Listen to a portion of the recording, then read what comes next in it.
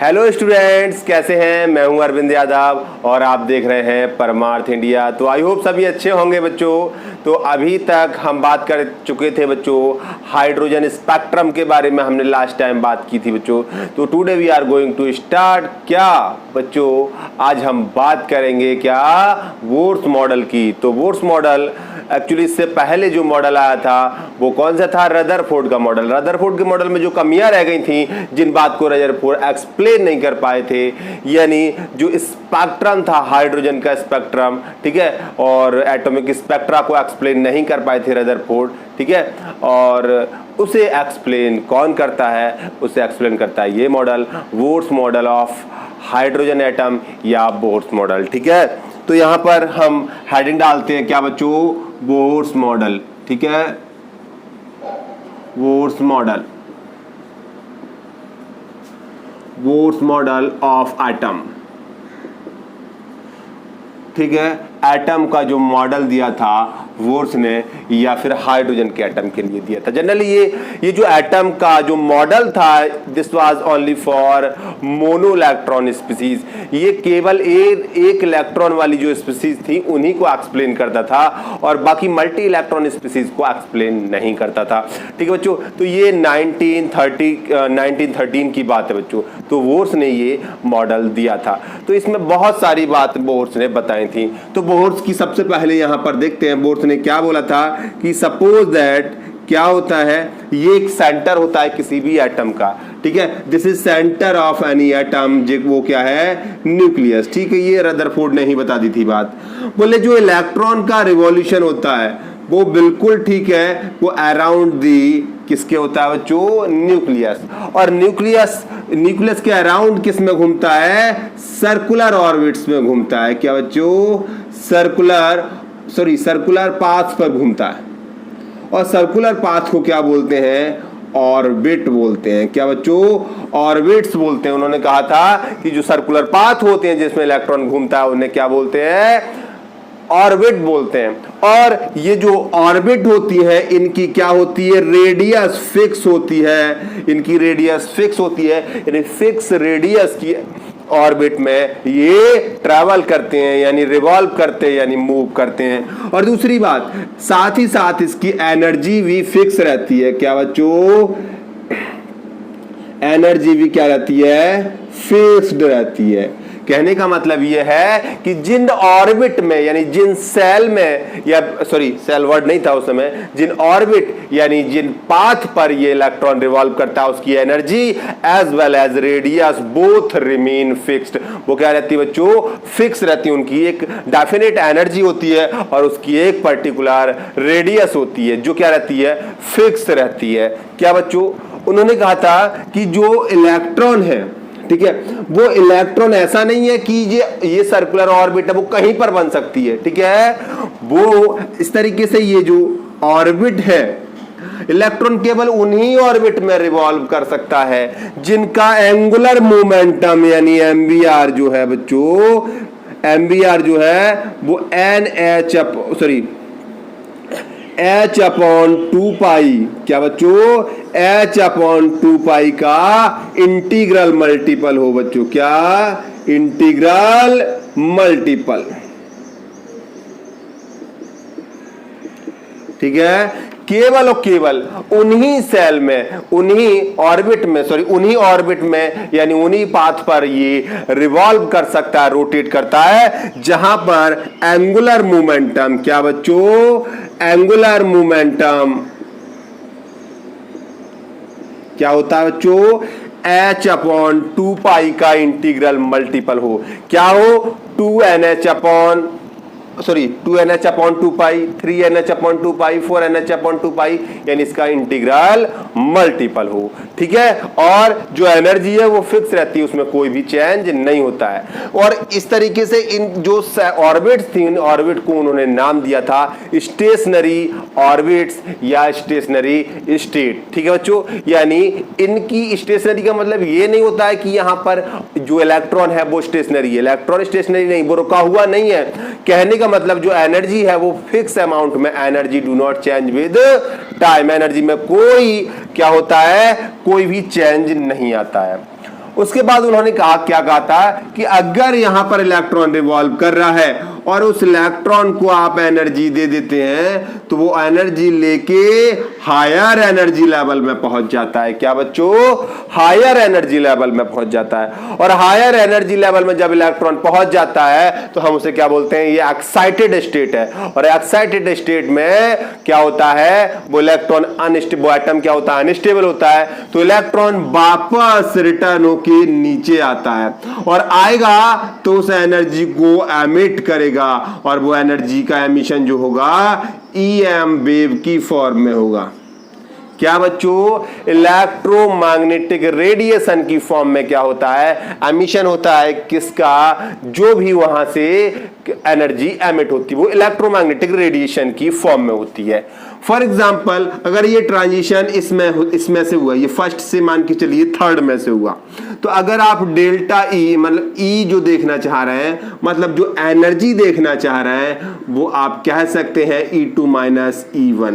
ठीक है, यानी ई एफ कर दे रहे हैं। ठीक है, ई फाइनल माइनस ई इनिशियल कह सकते हो। ठीक है, जहां से इलेक्ट्रॉन आया और जहां पर आया। ठीक है बच्चों, तो डेल्टा ई जो है वो क्या है? एनर्जी डिफरेंस है। ये एनर्जी डिफरेंस है और इन्हीं एनर्जी डिफरेंस की जो एनर्जी होगी उसी एनर्जी का क्या यहां पर क्या निकलेगी? इलेक्ट्रोमैग्नेटिक रेडिएशन, या कहूं मैं यहां से एनर्जी का फोटोन निकलेगा। ठीक है, तो इतनी एनर्जी होगी उसकी h न्यू। समझ रहे हैं बच्चों? तो इतनी बात तो समझ में आ गई। क्वांटाइज्ड एनर्जी होती है। ठीक है, एक पर्टिकुलर एनर्जी का क्या होता है? यहां से फोटोन निकलता है या फिर मैं कहूं इलेक्ट्रोमैग्नेटिक रेडिएशन निकलती है। इतनी सारी बातें उन्होंने कही थी। इसके बाद उन्होंने रेडियस भी बताई थी सॉरी, उन्होंने ये भी बताया था कि जो ऑर्बिट्स है इनकी जो एनर्जी फिक्स होती है, क्या वो एनर्जी कैसे निकाली जाती है? बोले ई एन। बोले जिसकी भी एनर्जी निकाली, एन बताता है कौन सी ऑर्बिट की एनर्जी निकालनी है, इक्वल्स टू आर। यहां पर क्या होगा बच्चों? Z square upon N square. वैसे तो जेड स्क्वायर नहीं था, जेड स्क्वायर इसलिए लगाया गया बच्चों कि एक इलेक्ट्रॉन वाली कोई भी स्पीसीज सही, मोनो इलेक्ट्रॉनिक स्पीसीज कोई भी सही उसमें लगा सकते हैं। अगर हाइड्रोजन है तो यहाँ 1 लगा सकते हैं। क्या बच्चों? 1 लगा सकते हैं, 1 का स्क्वायर। ठीक है, तो 1 का स्क्वायर 1 हो जाएगा, तो 1 अपॉन एन स्क्वायर होता है, फिर यहाँ आर एच। ठीक है, हाइड्रोजन के लिए। ठीक है, कोई बात नहीं, यहाँ जेड स्क्वायर लगाइए अपॉन एन स्क्वायर। इससे आप क्या एनर्जी निकाल सकते हैं? जेड क्या है? हाइड्रोजन है तो 1 लगा सकते हैं। हाइड्रोजन का एटॉमिक नंबर 1 होता है, जेड का मतलब एटॉमिक नंबर। ठीक है, तो 1 लगाओगे तो 1 का कोई मतलब नहीं रहेगा, 1 ही हो रहेगा। ठीक है बच्चों, अभी जिसकी भी एनर्जी चाहिए आप उसकी एनर्जी निकाल सकते हैं। ये क्या है बच्चों? ये सेल को बताता है कौन सी सेल की एनर्जी निकालनी, सेकंड सेल की, थर्ड सेल की, फोर्थ सेल की। ठीक है बच्चों, तो यहां पर जो आर है, आर की जो वैल्यू होती है रिडबर्ग कांस्टेंट 2.18 इंटू 10⁻⁻18। ठीक है बच्चों, ये क्या होती है? इसकी वैल्यू होती है। समझ गए बच्चों? ठीक है, एनी प्रॉब्लम? किसमें हो गई बच्चों? जूल। ठीक है, ये हो गई इसकी वैल्यू। इस तरीके से आप क्या कर सकते हैं? इसे फाइंड आउट कर सकते हैं। ठीक है, तो ये छोटा जो भी लिखा है इसे नोट कर लीजिए, फिर उसके बाद आगे लिखते हैं। ठीक है,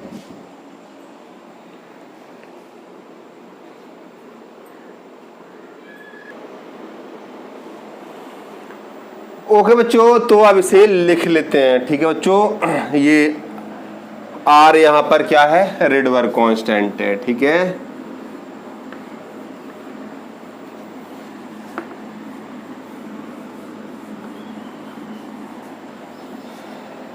यहां पर देखिए बच्चों, अब यहां थोड़ा लिख लेते हैं। इन 1913 क्या बच्चों? Bore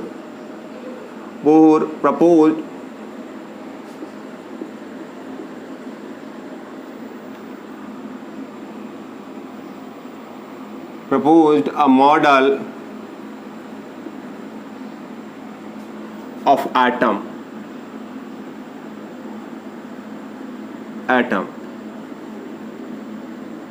based on Planck's quantum theory.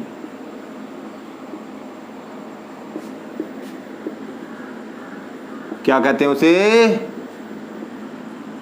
Bourse model. Bohr's model of atom. कोई प्रॉब्लम नहीं बच्चों। According to this model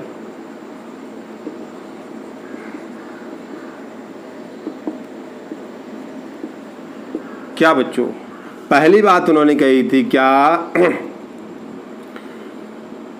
electron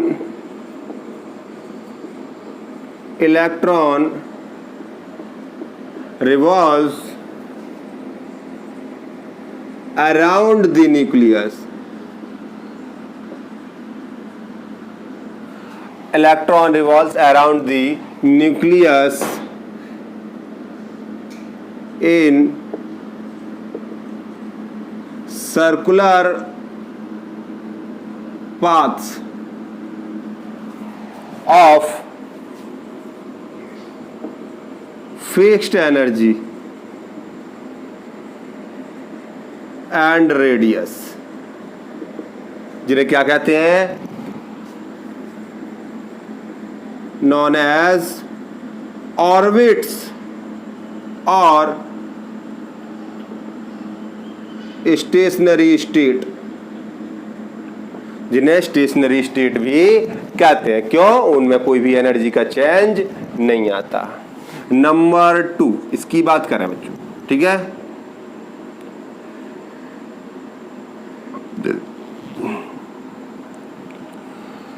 number 2 में बात करते हैं कि क्या होता है कि जो भी एनर्जी होती है, ठीक है, वो फिक्स रहती है, वो चेंज नहीं होती है, ठीक है बच्चों? The energy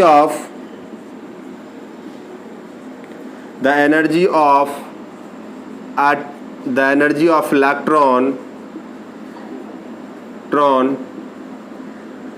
remain fixed. क्या बच्चों? The energy of electron remain fixed, ठीक है?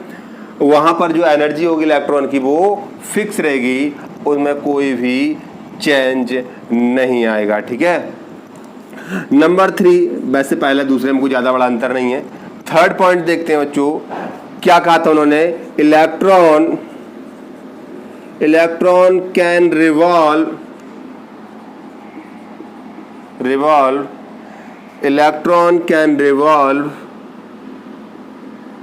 in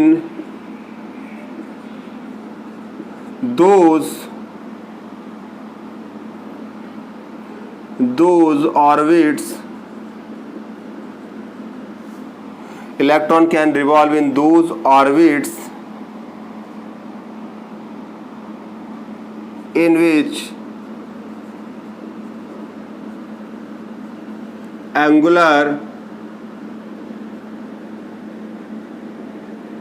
momentum of electron, क्या बच्चों? Electron can revolve in those orbits, ठीक है, in which angular moment of electron is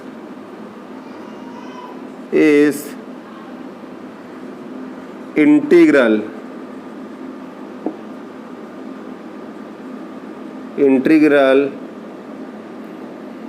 multiple of क्या? h/2π। यहां पर क्या है बच्चों? h equals to Planck's constant, या कह सकते हो बच्चों एंगुलर मोमेंटम यानी MBR ऑफ इलेक्ट्रॉन। क्या होगा बच्चों? NH/2π। n क्या है बच्चों? कोई नंबर हो सकता है, 1 2 3, ठीक है, इस तरीके से कोई नंबर हो सकता है, 1 2 3, समझ रहे बच्चों? ये कोई नंबर हो गया। कोई प्रॉब्लम? तो आप समझ गए होंगे। तो ये एंगुलर मोमेंटम इंटीग्रल मल्टीपल होगा, या तो यहाँ 2 आएगा 1 आएगा तो h/2 पाई आएगा, 2h/2 पाई 3h/2 पाई। यही क्या होना चाहिए, एंगुलर मोमेंटम। उन्हीं ऑर्बिट्स में केवल इलेक्ट्रॉन रिवॉल्व कर सकता है। ठीक है, नंबर 4 की बात करते हैं बच्चों हम। क्या नंबर 4 में एक बात है कि जब भी कोई इलेक्ट्रॉन एनर्जी को अब्सॉर्ब करेगा तो एक्साइट हो जाएगा, हायर एनर्जी लेवल में पहुंचेगा। समझ रहे बच्चों? देखो, when any electron absorbs energy from any source, it becomes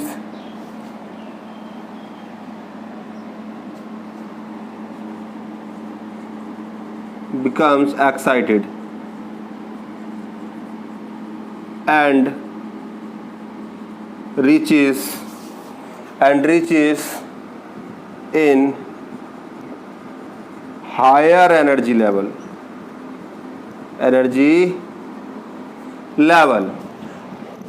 और हायर एनर्जी लेवल में पहुंच जाता है। ठीक है,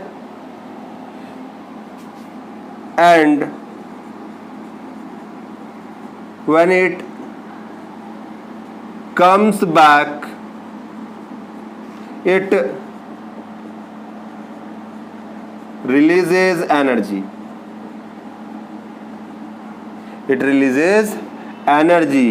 या फिर मैं कहूं इट रिलीजेज सेम एनर्जी, जितनी एक्सेप्ट करी थी उतनी it releases same energy in the form of EM wave. क्या बच्चों? EM wave.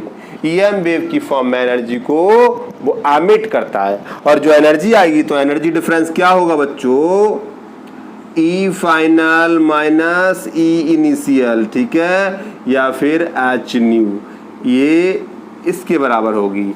यानी आप कहीं पर इलेक्ट्रॉन एक्साइट हुआ, यहां से पहली सेल से दूसरी सेल में गया, तो यहां जो एनर्जी डिफरेंस है यानी डेल्टा E, वो E फाइनल, ठीक है, और E इनिशियल। ठीक है, तो वो क्या आ जाएगा? H new. ठीक है, H न्यू समझ गए बच्चों?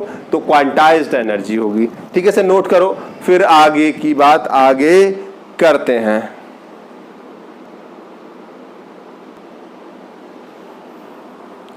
ओके बच्चों, तो यहां पर एक पॉइंट और लिख देते हैं बच्चों। ठीक है, यहां लिख देते हैं। ठीक है, ऊपर। ठीक है,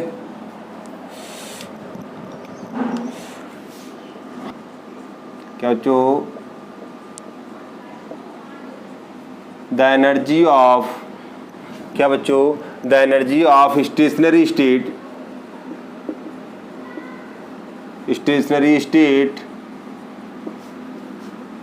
कैन बी कैलकुलेटेड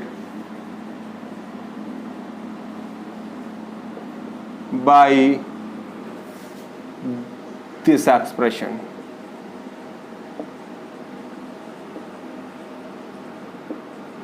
कौन सा बच्चों? किस स्टेशनरी स्टेट यानी किस एनर्जी लेवल की आपको एनर्जी निकालनी है, मतलब कौन सी ऑर्बिट की आपको एनर्जी निकालनी। तो ई बताता है कौन से energy level, first E1, second E2, minus 2.18 into 10⁻⁻, यहाँ पर आ जाएगा 18, और Z²/N²। ठीक है बच्चों, तो ये हो गया एनर्जी निकालने का फॉर्मूला। समझ रहे बच्चों? तो बच्चों ये होगा इसकी एनर्जी की बात। अगर आप इसकी निकालना चाहें, क्या बच्चों? रेडियस। तो रेडियस कैसे निकालेंगे बच्चों? क्या बच्चों? रेडियस निकालने के लिए formula number 6, radius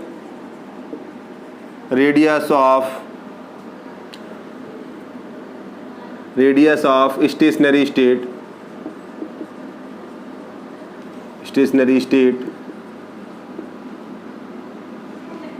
can be calculated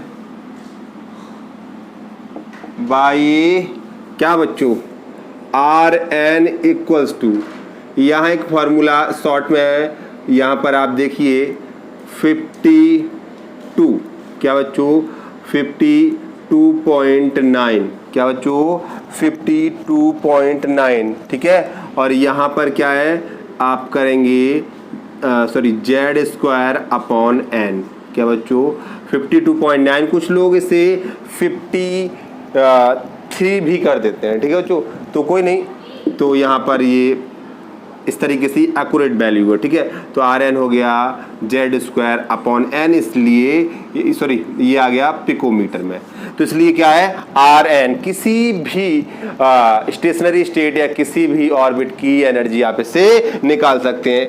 अगर आर वन की निकालनी तो R one 52.9 Z square, Z क्या बनाता है बच्चों कि वो किस एटम की निकाल रहे हैं, ठीक है बच्चों। हाँ एक बात और सुन लीजिए, ये केवल एप्लीकेबल किसके लिए है, मोनो इलेक्ट्रॉन स्पीसीज की, जैसे हाइड्रोजन है एक इलेक्ट्रॉन होता है। अब आप बात करें हीलियम, तो हीलियम में क्या करना होगा आपको, एक इलेक्ट्रॉन निकालना होगा, लिथियम में 2 इलेक्ट्रॉन निकालने होंगे, ठीक है।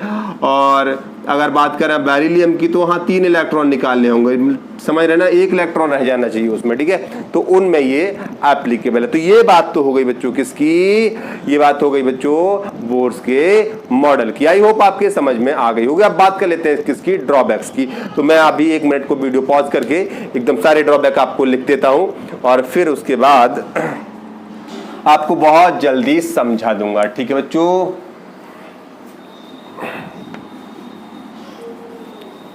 लिखने में थोड़ा टाइम लगेगा इसलिए।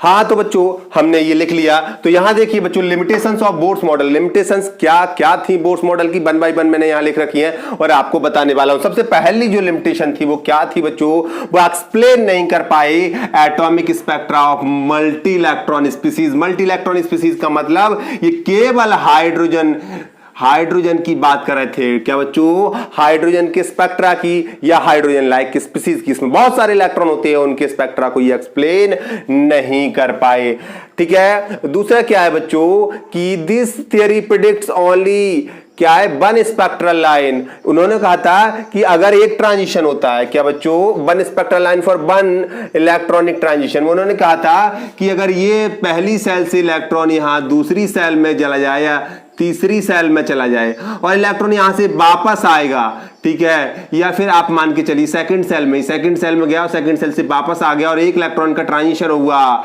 तो बोले ये एक ही स्पेक्ट्रल लाइन बनेगी, क्या बच्चों 1 स्पेक्ट्रल लाइन बनती है एक ट्रांजिशन के लिए। तो बट इन्होंने क्या काम किया कि हाई रेजोल्यूशन स्पेक्ट्रोमीटर से जब देखा तो एक स्पेक्ट्रल लाइन छोटी छोटी कई लाइन में डिवाइड थी, यानी एक स्पेक्ट्रल लाइन है ये कई सारी लाइन में डिवाइड थी। इस फिनोमेना के बारे में कोई बात नहीं बता पाए बोर्ड्स, ठीक है बच्चों। उसके बाद बात करते हैं अगली पॉइंट नंबर 3। इसमें क्या है, this model enable to explain Stark effect और जीमान इफेक्ट। इसमें क्या होता है बच्चों, जैसे स्पेक्ट्रल लाइन आ रही है कहीं से, क्या बच्चों ये लाइन आ रही है और उस सोर्स पे हमने क्या लगा दिया, मैग्नेटिक फील्ड लगा लिया। तो मैग्नेटिक फील्ड की प्रेजेंस में ये स्पेक्ट्रल लाइन स्प्लिट हो जाती हैं और स्प्लिटिंग क्यों होती है इसकी भी कोई वजह नहीं बता पाए, क्या बोर्स, ठीक है। तो अगर आप इलेक्ट्रिक फील्ड लगा के स्प्लिटिंग कराते हैं तो उसे स्टार्क इफेक्ट बोलते हैं, और मैग्नेटिक फील्ड लगा के स्प्लिटिंग कराते हैं तो जीमान इफेक्ट कहलाती है। और अगर वहां इलेक्ट्रिक फील्ड लगाया जाए तो वो उसे स्टार्क इफेक्ट बोलते हैं, क्या बच्चों स्टार्क इफेक्ट बोलते हैं। और लास्ट में क्या है बच्चों, this theory could not explain the shape of molecule. तो ये थ्योरी मॉलिक्यूल की शेप को भी एक्सप्लेन नहीं करती है। तो बच्चों ये बात हो गई ड्रॉबैक्स ऑफ बोर्स मॉडल और बोर्स मॉडल, दोनों हमने कंप्लीट कर लिया। I hope you understand. कोई प्रॉब्लम हो तो बताना बेटे, और बाकी जो है फॉर्मूला मैंने बता दिए, आप इनमें वैल्यू पुट करके आप क्वेश्चंस कर सकते हैं। ओके बच्चों, मिलते हैं नेक्स्ट लेक्चर में। Keep watching, stay safe.